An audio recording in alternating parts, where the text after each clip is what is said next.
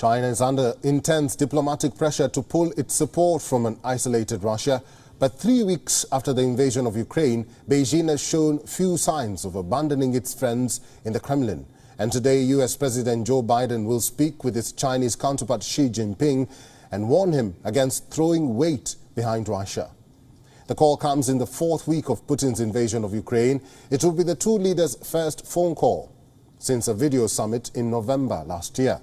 The White House said it will serve as a chance to air differences. Trade rows and snarled international supply chains will also be discussed. But a big focus is expected to be the Western bid to force Russia out of Ukraine. Beijing has refused to condemn close ally Russia over the invasion of Ukraine. It has rather blamed the United States and NATO's eastward expansion for worsening tensions. The United States is spearheading the unprecedented pressure campaign on Russia. As stated by the White House, in today's call, Joe Biden will warn Xi Jinping that he will face costs if Beijing rescues ally Russia from intense Western sanctions.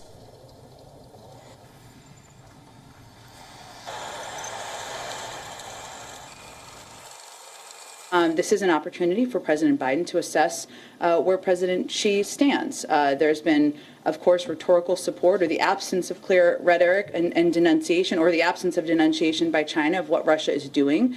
This flies in the face, of course, of everything China stands for, including the basic principles of the UN Charter, including the basic principles of respect for sovereignty of nations. And so the fact that China has not denounced what Russia is doing in and of itself speaks volumes. Biden has assembled a tight Western alliance against Russia while also giving military support to Ukrainian forces. But Beijing has refused to condemn Moscow. As recently as last week, Beijing called the partnership between the two countries rock solid. There are also reports that Russia has reached out to China for aid as it faces sanctions. The reports have been denied by the Kremlin, but Washington fears the Chinese could switch to full financial and even military support for Russia. The White House remained tight-lipped on whether Biden will threaten China with sanctions during his call. But some sort of response is on the table. U.S. Secretary of State Antony Blinken confirmed Washington will make it clear to China it will bear responsibility for any actions it takes to support Russia's aggression.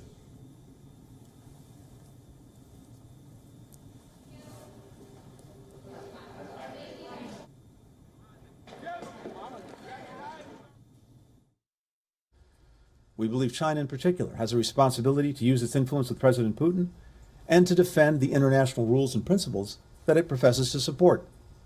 Instead, it appears that China is moving in the opposite direction by refusing to condemn this aggression while seeking to portray itself as a neutral arbiter.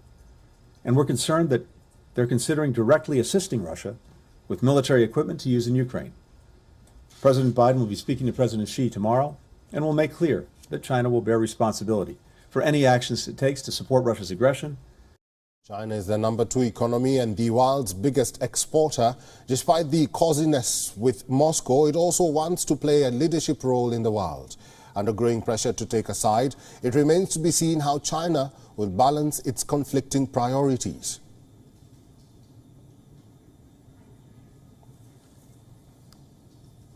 WION is now available in your country. Download the app now. Story at this hour. In Kyiv, a fire broke out at a depot after Russian shelling, killing at least one person. Fire raged at a warehouse in western part of the capital after the Russian bombardment sparked a blaze. Now, according to the Ukrainian Emergency Ministry, a fire broke out in an area of 10,000 square meters. Firefighters continued extinguishing the blaze from a safe distance due to the risk of projectile explosions. As the flames were increasing, the fire was feared to reach other areas. Smoke was seen rising from Kiev's skyline. Ukrainian President Volodymyr Zelensky visited civilians and servicemen wounded by Russian attacks at a Kyiv hospital. The hospital is in the town of Vorzel in Kyiv, which came under fire during its evacuation. At the hospital, Zelensky spoke with injured Kyiv residents undergoing treatment. 16-year-old Katya Vlasenko was among them, who was wounded when her family car came under fire. The family was trying to escape the fighting in the area northwest of the capital Kyiv. Katya was wounded when she shielded her 8-year-old brother with her body.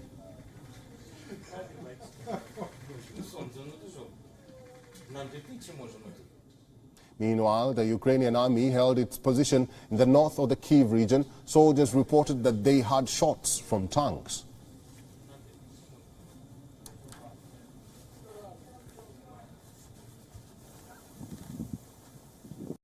And this is a very short video, but I want to let you know we will be doing some very major updates this weekend, going tomorrow night and this weekend both. I will be getting you up to speed on what's really going on with Ukraine, what's going to go on with the world, what's going to be happening with all of this. One thing I wanted to let you know, though, is that I was told already, and this is from a friend of mine in FEMA, an engineer in FEMA, that there are two possibilities that that in the major sanctions the U.S. is fixing to announce, that they haven't already announced them already. I don't think they have. They're going to do even more severe sanctions on Russia, including a full trade embargo, as well as cutting off the Panama Canal and the Gibraltar Strait. The Gibraltar Strait, as you're seeing this on the NASA photo right here, is going into the Mediterranean Sea. You want to talk about sparking World War III, no doubt would. Now the other one, though, and I'm going to come back to this one here because there's imagery in this that I noticed from NASA's photo that has blown me away about this. And I'm wondering if it couldn't be even a sign that we have overlooked. In fact, by the way, when you're looking at this NASA satellite imagery here, Morocco is on the bottom, and on the top, that's Spain right there. And if you just go, though, for example, to maps, I'll go ahead and go into this. Let's go to Google Maps. And you look at this, very same place, Mediterranean, however you want to say it, Mediterranean. Let's see. Here we go. And you do a satellite imagery of it. If you're close up, you won't see it as well. But when you're like that, you can still see it there as well. Okay? As long as you're at a distance. But the one that NASA did is what caught my attention, because it looks like a bear and an eagle facing off one at the other. And the mouth is open right here. I don't know if my cursor is showing on this video or not. There's the mouth is open of the bear, the nose right there, eyebrow. You might say that's the eye right there of the bear facing off. And then you have the eagle right here. The beak facing down, going back up, rounding up, and then his wing coming back like that there. You could even say way down here is where his feet are perched on something. Something like that. The eagle being Russia. And oddly enough, Spain is more on the side of Russia and Morocco on the side of the United States. Not saying specifically in this conflict, but we have seen, I believe if I'm not mistaken, I actually found an article where Spain was not willing to condemn Russia for what's going on in Ukraine. I think that's so eerily strange, because if we try to do a blockade, if NATO does a blockade on the Straits of Gibraltar to try to stop Russia from being able to use that particular area there, it could be Russia, the United States, facing off in a showdown. And that's why I find that imagery so fascinating. Now, quickly, let me pull back over, though, the other issue that we're looking at, the Panama Canal. Why is that a major issue, right? You go down to Panama, and we've got, of course, the canal down there. China owns the Panama Canal now, or owns the lease of the Panama Canal. The Clinton administration sold the Panama Canal to them. If we do a blockade on the Panama Canal to where you can't, Russian ships can't go back and forth to access between the Atlantic and Pacific Oceans,